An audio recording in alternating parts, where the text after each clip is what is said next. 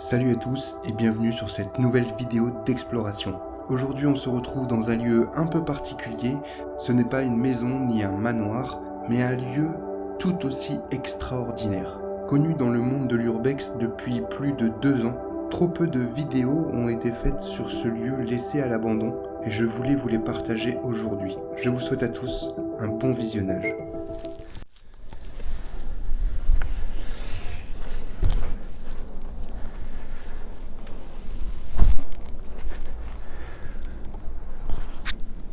Regardez-moi comment c'est magnifique. Dans ce hangar, qui a sûrement appartenu à des artistes, on se retrouve en présence de très nombreuses sculptures. Vous allez voir au fur et à mesure de l'exploration, on va en trouver des tonnes. C'est juste extraordinaire. C'est une chose qu'on a très rarement l'habitude de voir dans des explorations.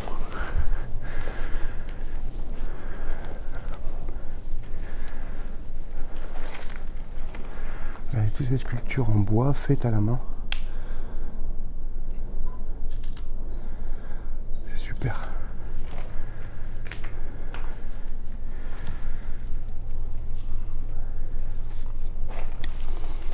Quand j'ai vu les photos sur internet de ce lieu, je me suis dit qu'il fallait vraiment que j'y aille.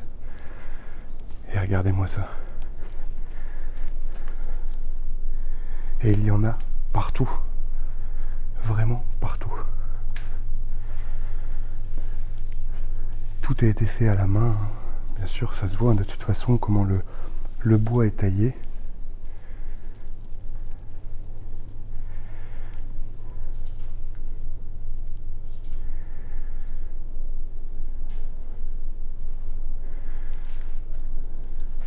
Regardez ce Père Noël.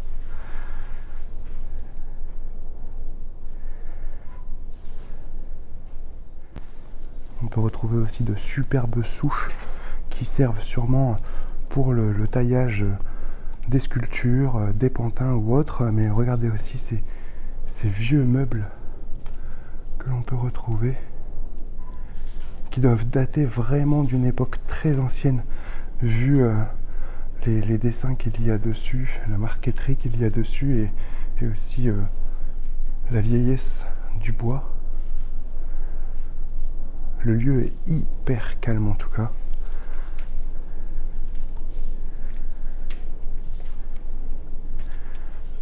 Alors je ne sais pas exactement ce que c'était auparavant. Est-ce que c'était un atelier d'artiste?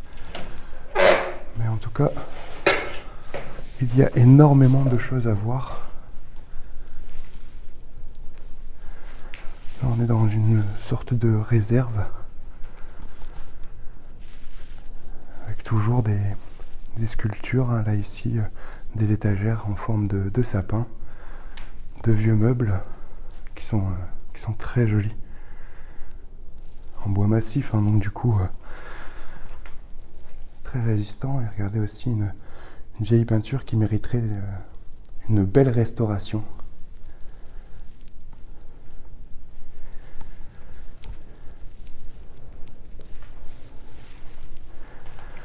Encore de vieux meubles. Faites toujours très attention. On va essayer de monter sans se blesser pour entrer dans une autre pièce où il y a aussi de la ferronnerie qui a, semble-t-il, été fait ici. Regardez, dans tous les cartons, il y a plein de sculptures, alors de la ferronnerie,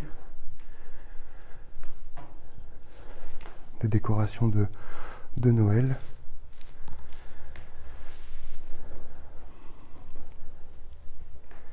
Regardez-moi toutes ces sculptures, il y en a vraiment partout. Et encore, je pense qu'on n'est vraiment pas au bout de nos surprises.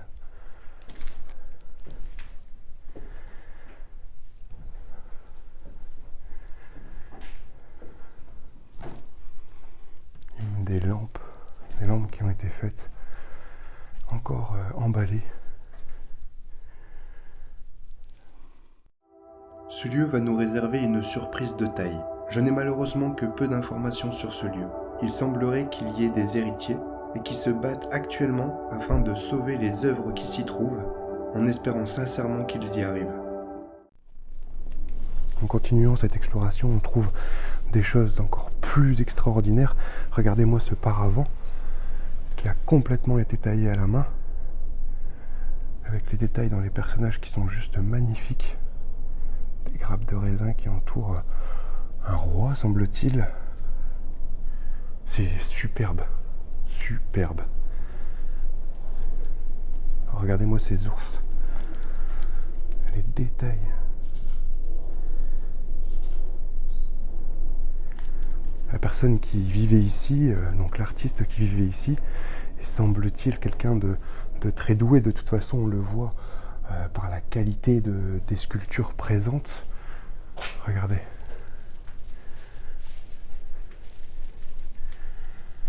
On dirait des têtes de lit qui ont été taillées avec des feuilles de vigne peut-être. Là on voit aussi un ours. Et regardez-moi tous ces ours entassés qui attendent une nouvelle vie.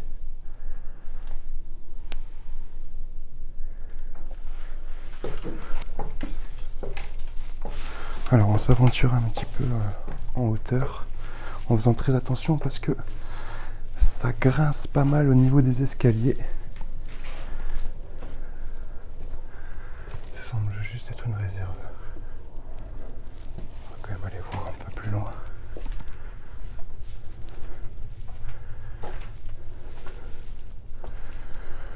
Il y a des petites pièces, comme si certaines personnes avaient vécu ici encore. Un vieux manteau. C'est fou parce que ça ressemble à un atelier d'artiste, mais aussi à des ateliers municipaux où on pouvait héberger des personnes. C'est assez complexe. Pouvoir déterminer la vraie nature du lieu, à qui elle a appartenu et pourquoi elle est abandonnée ainsi maintenant. Puisque regardez, le plafond, le toit s'effondre totalement. L'humidité ayant pris le dessus et la nature qui reprend bien sûr ses droits comme d'habitude. Là ici on a un lit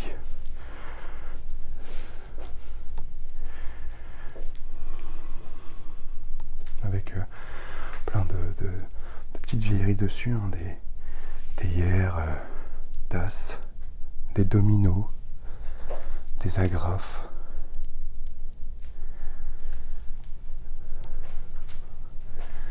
Un petit bureau avec son ordinateur qui ne doit plus être en état de fonctionnement. Je ne sais même pas si c'est un ordinateur ou un Minitel.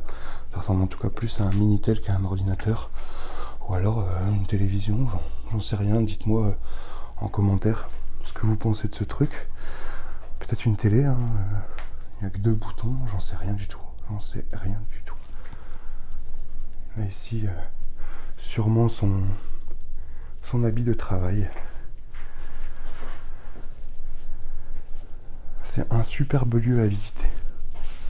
Vraiment déjà par toutes ces sculptures, mais aussi par toutes ces vieilleries, ces choses que l'on peut retrouver dans ces pièces.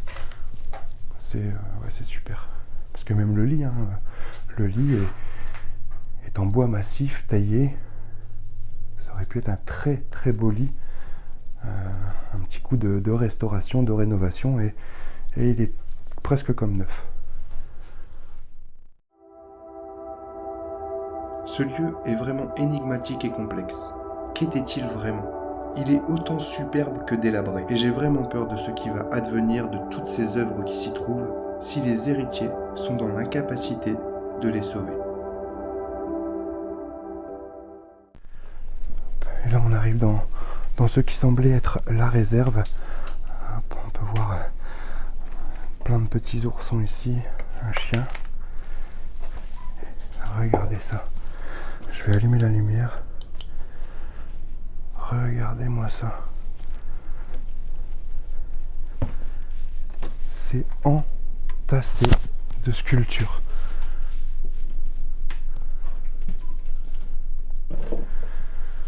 C'est oufissime.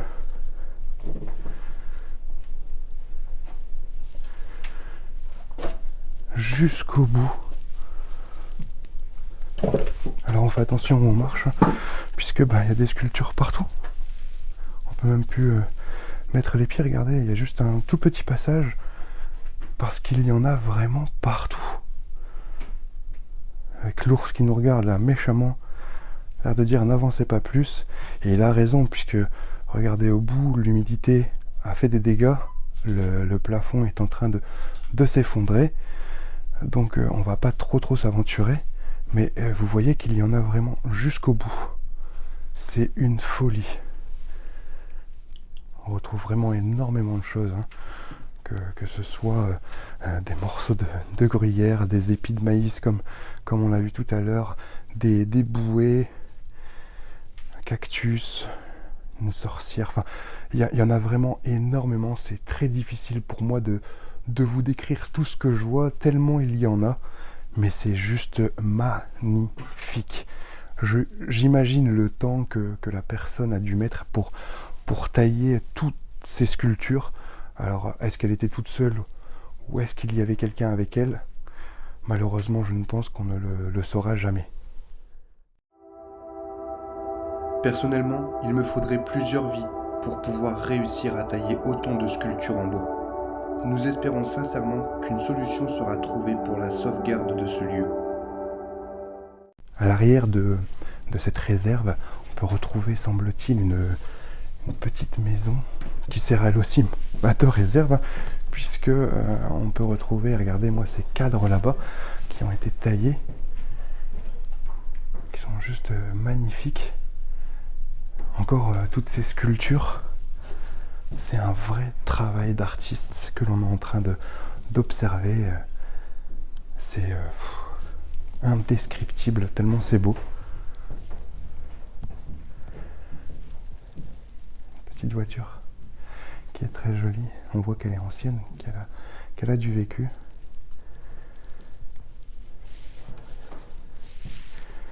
Regardez-moi cette tête de lit. C'est un peu ce qu'on a vu au début de la vidéo. Alors là, semble-t-il avec des tournesols ou des marguerites. Un ours positionné au milieu.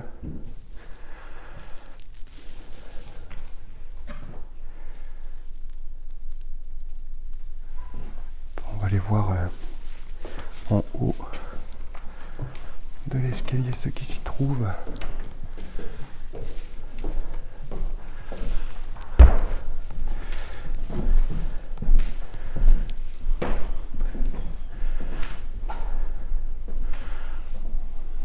Les ours à la queue leu. Regardez, cette chaise, elle est magnifique. Elle est superbe, encore emballée dans du papier journal pour la protéger. Il lui manque le tissu à mettre dessus. Et ici, on est en haut de la réserve. Alors, je ne vais pas trop m'aventurer, puisque comme je vous l'ai dit, le plafond s'effondre. Regardez là-bas au bout. Vous pouvez normalement voir que c'est vraiment dans un très très mauvais état. Et malheureusement, on peut s'imaginer que ces sculptures vont être amenées à pourrir si personne ne fait rien assez rapidement. Et c'est bien dommage qu'elles terminent dans cet état. Nous repartons de cette exploration et je vais vous montrer une dernière chose que j'ai vue tout à l'heure, qui me semble aussi exceptionnelle. C'est une sculpture encore bien sûr, mais pas n'importe laquelle, puisque déjà au niveau de la taille elle est assez énorme. Je pense qu'elle était là pour encadrer un miroir, mais alors les détails dedans sont complètement fous. Regardez-moi ça, elle est juste gigantesque.